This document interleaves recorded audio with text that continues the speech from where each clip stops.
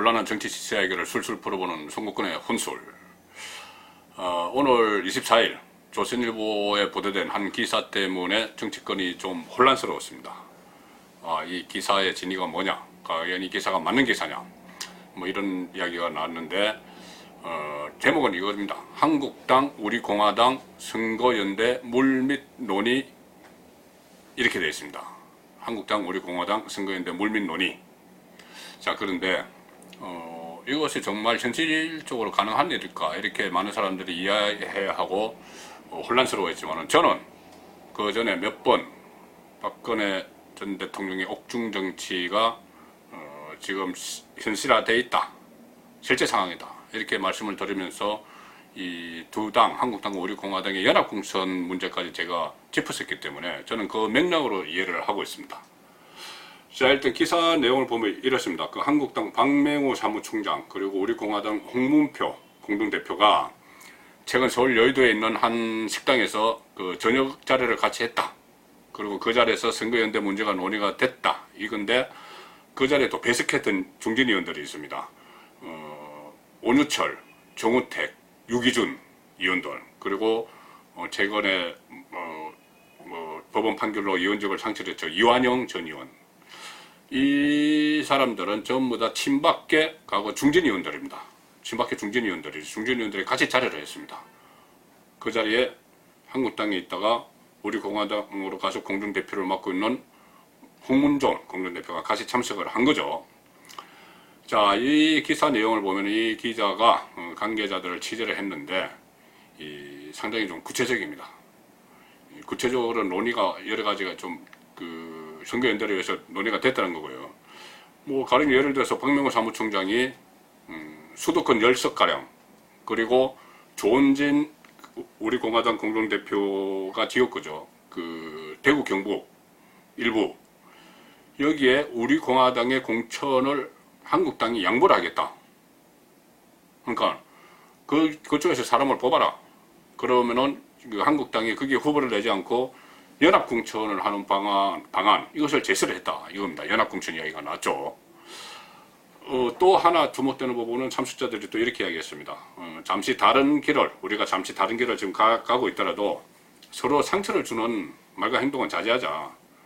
어차피 보수 통합이라는 명분 아래 같이 가야 하는 거 아니냐, 이런 이야기가 나눴다고 보도가 됐습니다. 자, 그렇다면은 이 보도가 만약에 사실이라면은 총선을 앞두고 어떤 보수 통합의 그 단초가 열리는 것이죠. 물론 그 과정에서 한국당에서 과연 우리공화당을 같이 할 수 있을 것이냐, 또는 우리공화당에서도 한국당 안에 그 탄핵 찬성파가 있는데 같이 할 수 있을 것이냐, 여러 가지 논란과 시비거리가 많지만은, 일단 큰 틀에서 보면은, 그 부분도 나중에 다뤄져야 되겠지만, 큰 틀에서 보면은 총선을 앞두고 범보수가 다시 뭉치는 그런 작은 움직임이 하나 아니냐, 그렇게 볼 수가 있는 겁니다. 그 논란은 별개로 하고 있습니다. 자, 한국당은 일단 그러니까는 우리공화당과 총선연대설, 연합공천설에 대해서 긴급 진화에 나섰습니다. 아니다, 이거죠. 한기환 대표도 그런 그 선거연대에 대해서 논의를 한 사실이 없다, 뭐 본인은 참석 안 했지만 그렇게 이야기를 했는데 조금 미미한 반응이 좀 있습니다. 한국당 안에서, 한국당 차원에서 는 반응 중에서 좀 미미합니다. 잘 보시면요, 당 차원에서 한국당은 오늘 그 조간에 보도가 되니까는 아침 일찍 7시 40분에 당 차원에서 기자들에게 문자 메시지를 보냅니다. 이렇게 했습니다. 박명호 사무총장은 우리공화당 측 인사를 만난 적도 없고 공천 방안을 논의한 적도 없음을 분명히 밝힌다. 만나지도 않았다는 거죠. 그렇다면 기사가 완전 엉터리가 되어버립니다. 안 만난 사람을 만났다고 해버렸기 때문에. 근데 조선일보가 그렇게 허술한 보도는 안 하겠죠. 그런데 거기에 대해서 다시 또 논란이 있으니까는 11시 16분쯤에 한국당이 다시 입장을 냅니다. 뭐라고 그러냐면은, 박명호 사무총장이 모임에 잠시 참석한 적은 있지만 사무총장으로서의 선거연대 등 논의는 없었다, 이렇게 부분적으로 번복합니다. 여기서 사무총장으로서의 선거연대는 논의는 없었다, 이 말은 거꾸로 하면은 개인 자격으로, 박명호 중진 의원 개인 자격으로는 있을 수도 있는 거죠. 왜 사무총장으로서의 그 선거연대 논의는 없었다고 강조를 하는가 하면은, 정당의 사무총장은 당의 조직을 다 관리를 합니다. 공천 때 되면은 각 지역구 다 그 조직 관리를 하죠. 그리고 그 공천심사위원회든 공천관리위원회든 설치가 되면은 당연직 심사위원회로 들어갑니다. 그래서 거기서 총무 역할을 합니다. 위원장이 있고 위원들이 있는데 사무총장이 거의 총무 역할을 하면서 조율을 하고 조정을 하고 교통정리를 하고 그렇게 하죠. 그렇기 때문에 사무총장 자격으로 우리 공화당 공동대표를 만나서 연합공천 하자 이렇게 이야기했다면 이것은 당 차원의 일이 되어버리기 때문에 일단 사무총장으로서의 선거연대 논의는 없었다. 이렇게 빠져나갈 틈을 만들어 놓은 거죠. 자, 저는 이 논의 내용 중에서 이 보도가 됐고 또 추가로 확인되는 내용 중에서 두 가지를 주목을 하는데, 하나는 연합공천입니다. 이 연합공천은 선거권의 혼술, 그 박근혜 전 대통령 옥중정치 실제사항, 이 취재를 해서 그 소개를 해드리는 과정에서 여러분을 단독 취재를 해서 소개를 해드리는 과정에서 제가 연합공천 이야기를 처음 했습니다. 그때 그 박근혜 전 대통령 마지막 성보수, 우리 공화당을 몸집을 불려서 한국당과 연합공천을 한다, 이 수순이다. 이것은 제가 단순한 추측이 아니고 전직 한국당 중진위원이 우리 공화당 쪽과 접촉을 하고 있는 중진위원이 저한테 해준 말입니다. 해준 말 중에서 연합공천이라는 단어가 나왔는데, 그 연합공천이란 말이 지금 그 사무총장 홍문종 공동대표와 박명훈 사무총장이 만난 자리에서 연합공천이란 말이 나왔다는 거 보도죠.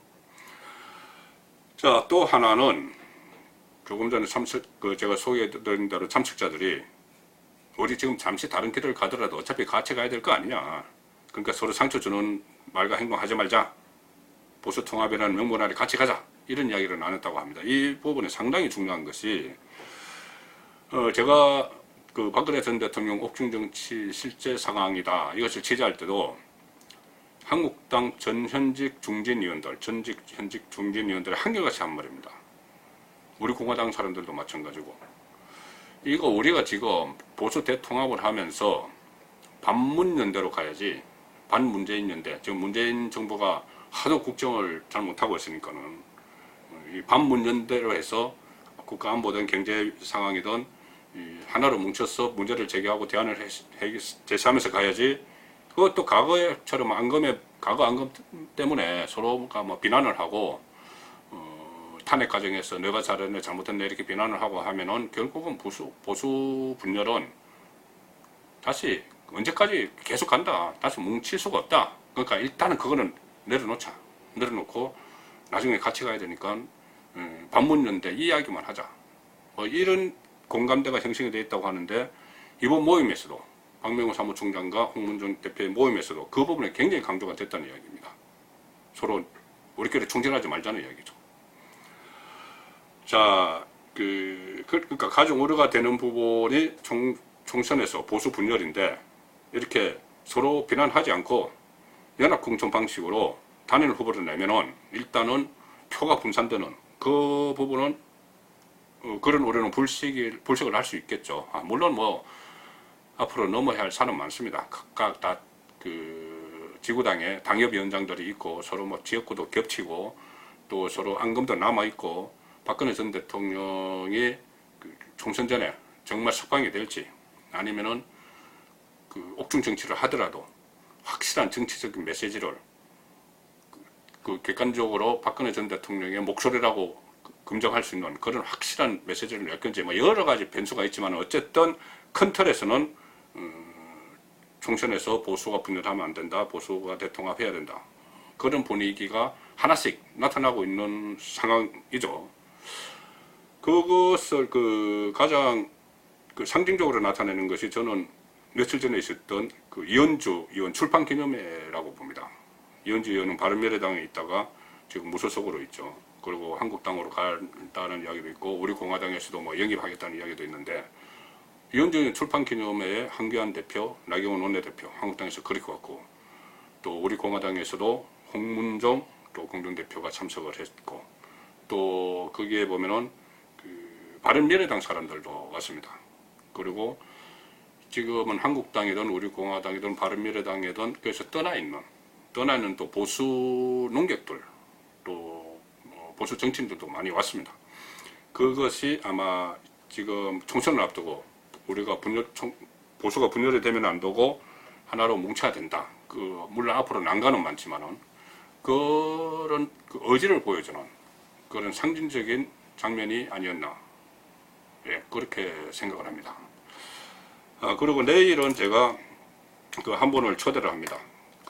내 송근호 원수를 한 분을 초대를 하는데, 언론인 출신이고, 박근혜 정부 때 청와대 홍보기획비서관으로 있었던 천영식 전 비서관, 제가 내일 초대를 했습니다. 같이 이야기를 나눌 텐데요. 천영식 비서관은, 지난 6월로부터 6월, 7, 8월에 이 신동아에 마지막 비서관 천영식의 대통령 박근혜 최후 140일, 요 위에 제목이 있습니다. 이 책을, 연재를 지금 석 달째 신동아에 하고 있으면서 그때 당시 박근혜 전 대통령이 청와대 떠나기 전까지 탄핵 과정에서 안에서 어떤 일이 있었고 박근혜 전 대통령이 어떤 생각을 했고 참모들이 어떤 일들을 했는지 그것을 지금 연재를 하고 있는데